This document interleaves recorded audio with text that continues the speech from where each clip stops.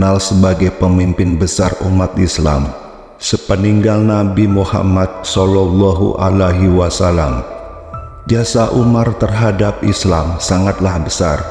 Nama lengkap Umar bin Khattab adalah Umar bin Khattab Ibnu Nufail, Ibnu Abdul Al-Uzza, Ibnu Riyah, Ibnu Quds, Ibnu Razah, Ibnu Adiw, Ibnu Lu'ay Al-Quraisy Al-Adawi. Umar bin Khattab berusia 13 tahun lebih muda dari Nabi Muhammad Sallallahu Alaihi Wasallam.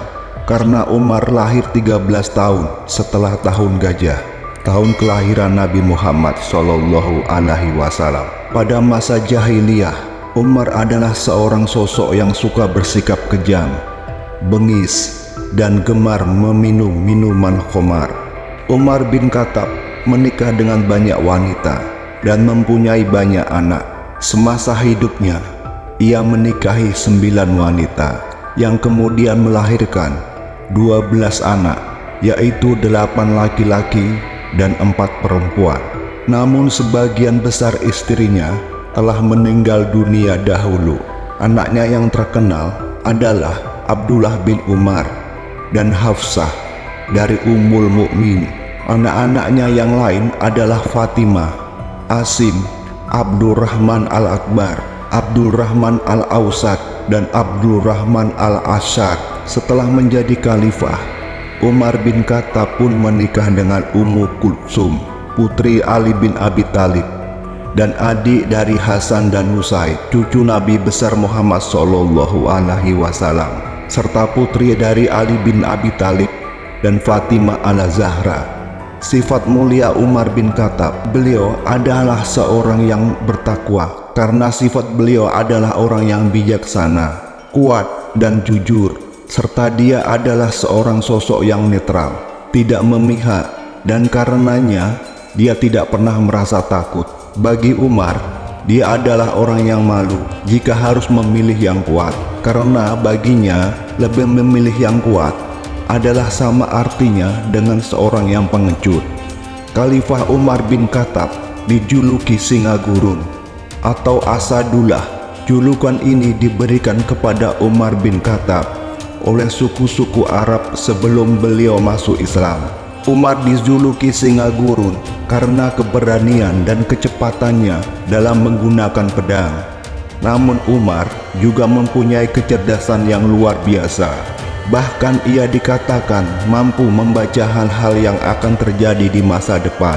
Umar bin Khattab selalu terpilih menjadi duta sukunya pada masa jahiliyah, yaitu ketika terjadi perselisihan antara suku, maka Umarlah yang diutus untuk menyelesaikan dan mendamaikannya.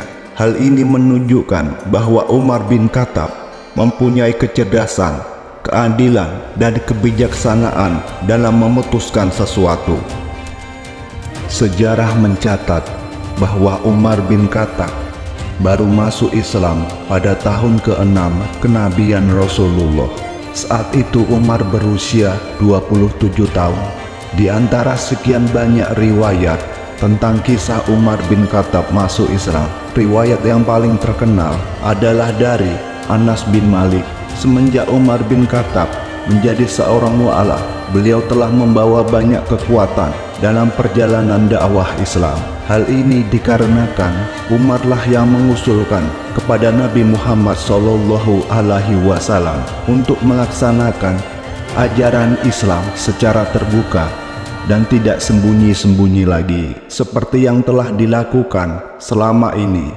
Hingga berkat sarannya, pada saat itu Islam disebarluaskan secara terbuka dan terang-terangan. Sebelum masuk Islam, Umar bin Khattab dikenal sebagai salah satu tokoh yang paling menolak seruan Nabi Muhammad Sallallahu Alaihi Wasallam.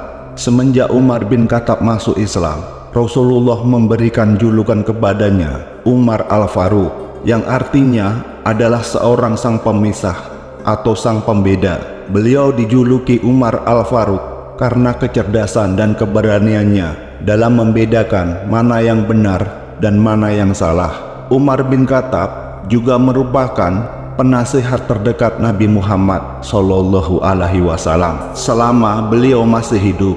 Sepeninggal Nabi, pimpinan umat Islam dipegang oleh Abu Bakar.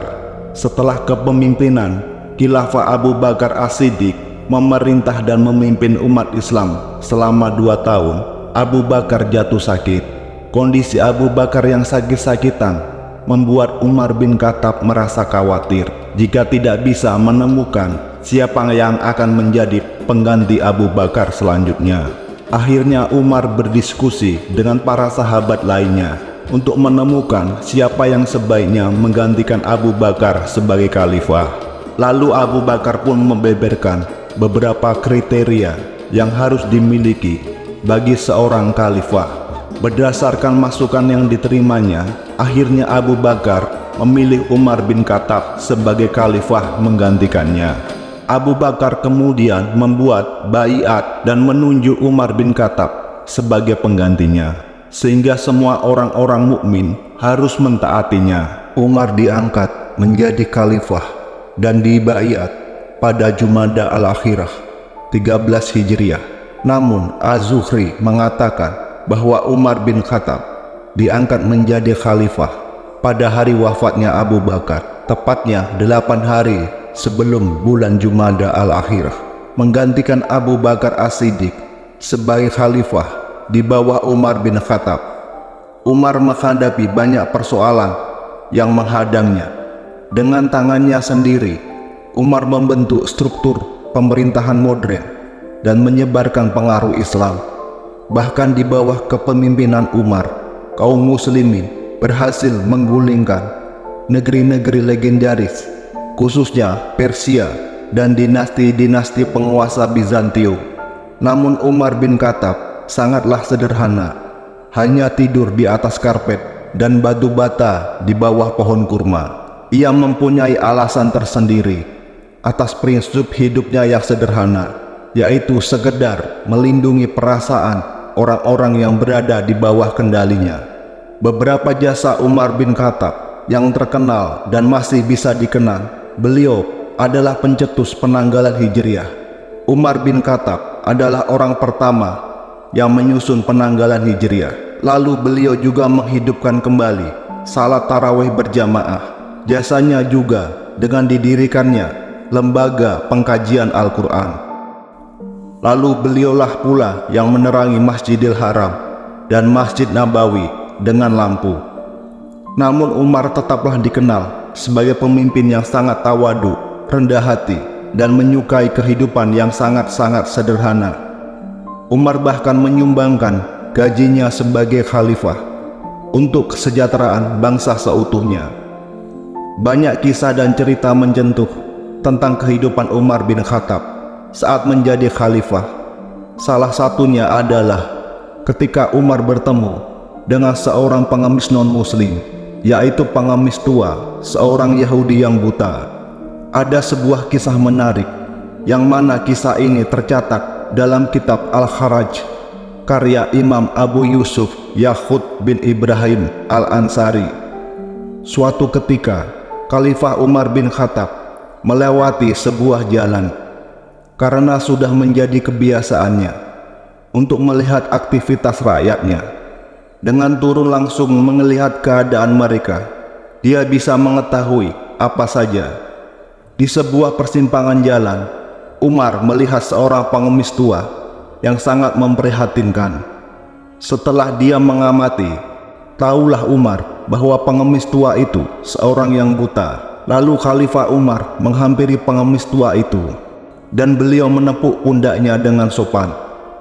Umar bergerak di sebelahnya dan kemudian Umar bertanya, "Wahai Bapak, Anda termasuk golongan ahli kitab yang manakah?"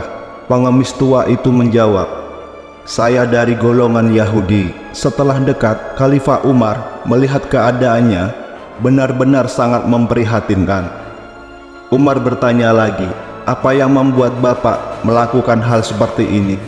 Pengemis tua itu menjawab, "Saya melakukan hal ini karena saya agar bisa membayar jizyah dan untuk kebutuhan hidup. Dan karena hari tua, saya sudah tidak mampu lagi untuk bekerja. tambah pengemis itu lagi. Khalifah Umar benar-benar tersentuh mendengar penjelasan pengemis tua Yahudi itu. Lalu beliau memegang tangan pengemis itu, menuntunnya berdiri dan mengajaknya berjalan. "Baiklah, Bapak ikut saya saja dulu," kata Umar saat mereka berjalan. Kemudian Umar membawa pengemis tua itu ke rumahnya. Setelah memberikan baju yang layak, lalu beliau mengajaknya makan. Setelah itu Umar memberikannya sesuatu dalam bungkusan. Setelah beberapa saat kemudian, Khalifah Umar mengajak lelaki tua itu menuju ke Baitul Mal. Khalifah Umar lalu menemui petugas yang mengurus Baitul Mal tersebut. Kepada petugas Baitul Mal, Khalifah Umar berkata, "Uruslah orang tua ini dan orang-orang yang seperti beliau ini. Demi Allah, kita tidak berlaku adil, karena kita telah meminta dan memakan hasil kerja, hasil jerih payah masa muda orang-orang seperti ini, untuk mereka membayar zizyah. Lalu kemudian kita mengabaikannya begitu saja, saat mereka-mereka ini telah mencapai usia tua." Demikianlah kisah Khalifah Umar ini tidak hanya mengajarkan tentang kebijaksanaan dan amanah, namun juga menghormati dan menghargai perbedaan. Khalifah Umar benar-benar menggunakan kekuasaannya untuk melindungi sekaligus memberikan kesejahteraan tidak hanya bagi sesama muslim, melainkan juga umat non-muslim. Kita dapat menjadikannya teladan bagi kita semua bagaimana memperlakukan orang lain yang kesusahan tanpa memandang latar belakang agama. Selain itu, Khalifah Umar juga telah mencontohkan bagaimana seorang pemimpin harus bersikap adil tanpa pandang bulu.